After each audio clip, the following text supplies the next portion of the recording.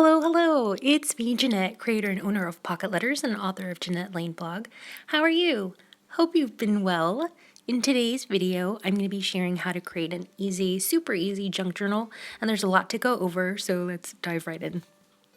So I'm going to be gathering up all of my papers that I'm going to be using in my journal, and I'm going to be using pretty cardstock, scraps, doilies, leftovers from past projects. Pretty much anything goes. Junk journals are fun to create because they're just a hodgepodge of random bits that you can bind either with a stapler, which I'm going to do, or with a sewing machine. And pretty much anything goes when it comes to junk journaling, and you can find heaps and heaps of inspiration on YouTube by just searching junk journals. And I've seen some people actually incorporate junk mail into their journals, and I thought that was really resourceful. But seriously, anything goes. Now that I've scored everything down the center, I'm going to be binding my papers with a long reach stapler and then trimming the excess. So this part can be a little tricky, so just a heads up. The best thing to do is figure out what you want your cover to be. And I like the papers from the paper pad that I showed in the beginning, which was sent to me by an amazing subby. Thank you so much. And I will be using that, it's blue. A blueprint paper for my cover, and then after that I'm going to line up all my papers on the score line and staple them. And if you have a sewing machine, you can stitch right down the middle, but be careful at this point because some of the things can shift just because they're all different sizes. So just because you think you have like a good handle or like a grip on your stack of papers, I recommend if you have a binder clip, just clip your binder clip onto your stack just to make everything more secure as as you go into sewing and stapling your journal together. I'll be linking my long reach stapler below, which I recommend that you have one because they're great for creating notebooks and inserts for your traveler's notebooks, but there's also some swivel staplers that are smaller and do the job too, and I'll be linking those as well.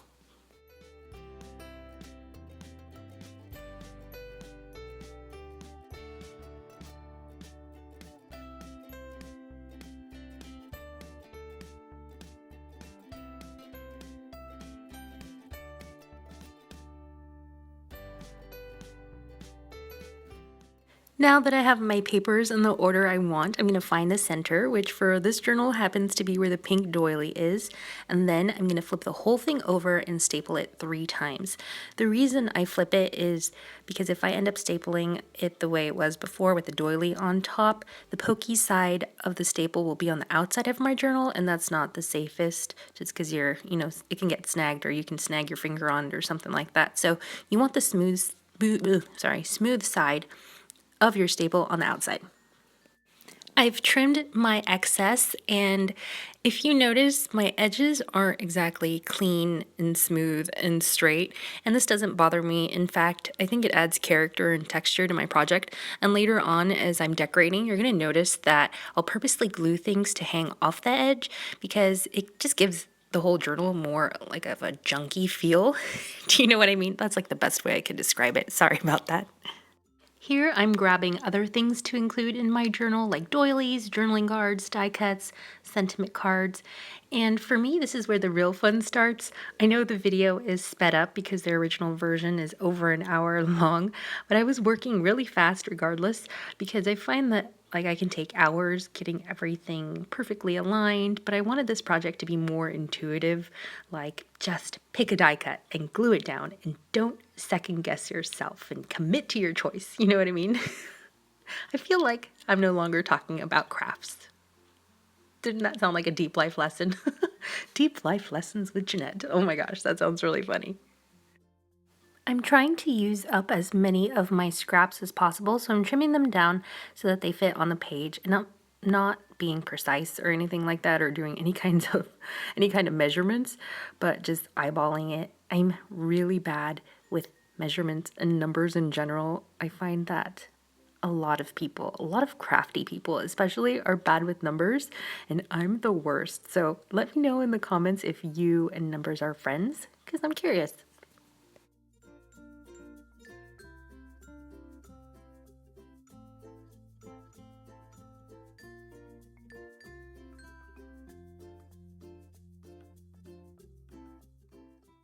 I pulled some craft colored envelopes and I'm going to incorporate these into my pages. And these are great in case you want to add some stuff inside, like, I don't know, just odds and ends inside of your envelope.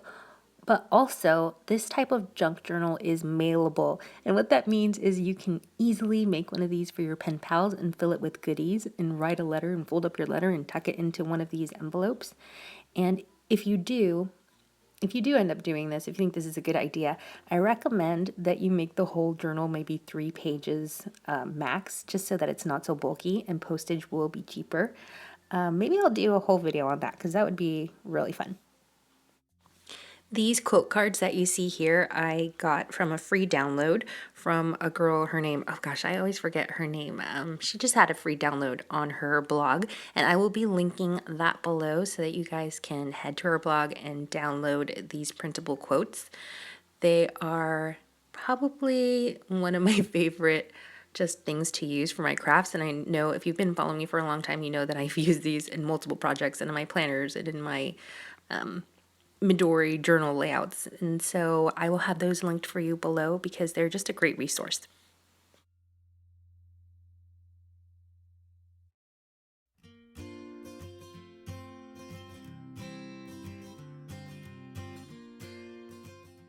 Like I said earlier, I'm trying to be quick about decorating my pages, trying not to second guess myself. Later on, I plan on going back and adding detail, maybe some more scraps, some more stamps, maybe inking some things, lining some things. This project could be a continuous one that never ends. It depends what you want to do. For me, I'm going to be making this a continuous project, and I'll be doing a part 2 to this video because I want to add some more just more stuff, get more detailed, and I don't like to have super long videos, so it just makes sense to break it up into 2 parts, maybe 3, maybe it can be a whole series, I don't know.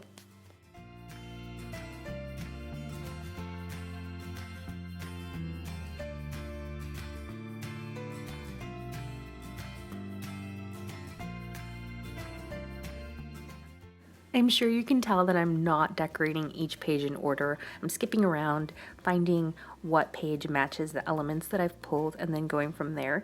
There's really no rhyme or reason to it. I'm trying to go with the flow, and I find it's very therapeutic. And also, to be honest, I'm watching Emma in the background, and that's also making me skip around a little bit because I'm getting distracted by Mr. Knightley.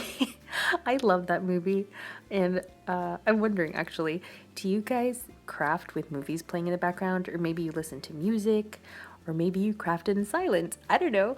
Let me know what you do. I know that some of you have mentioned before that you turn on YouTube and just kind of watch it in the background, but I love to hear from you, and also you might find someone else with the same tastes as you. So leave a comment in the comment section, and also check out the other comments in case there's someone that's your twin. A taste twin. My taste twin is my former coworker who I miss so much. Her name is Wendy Kesky. She is an amazing crafter. Oh my gosh, I miss her, and she also watches Emma while she's crafting. Back to the tutorial.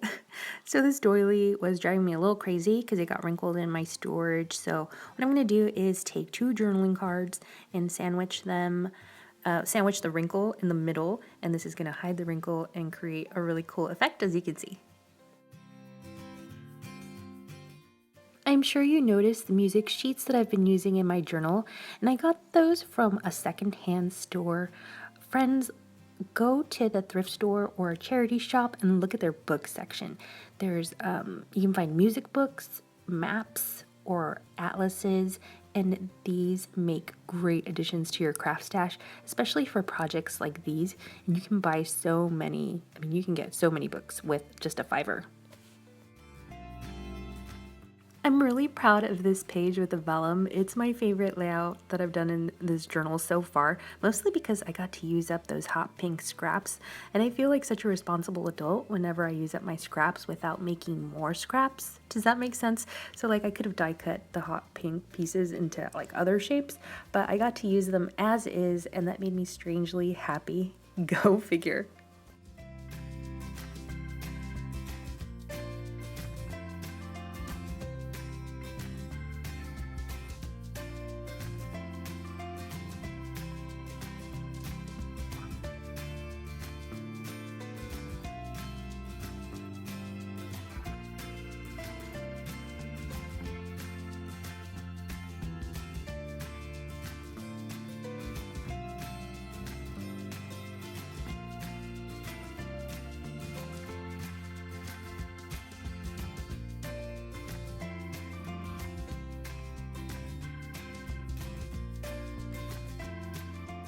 Well, that's it for today, friends. Stay tuned for part 2. I hope that you enjoyed this video, and I'm so thankful for you watching. And if you want to stick around for more crafty sessions, then don't forget to subscribe to my channel. And if you want to see more of my projects, then you can either head to my blog, JanetteLane.com, or you can check out my Instagram account, which is Janette Lane Blog. And as always, thank you so much for watching, and I'll see y'all next time. Bye!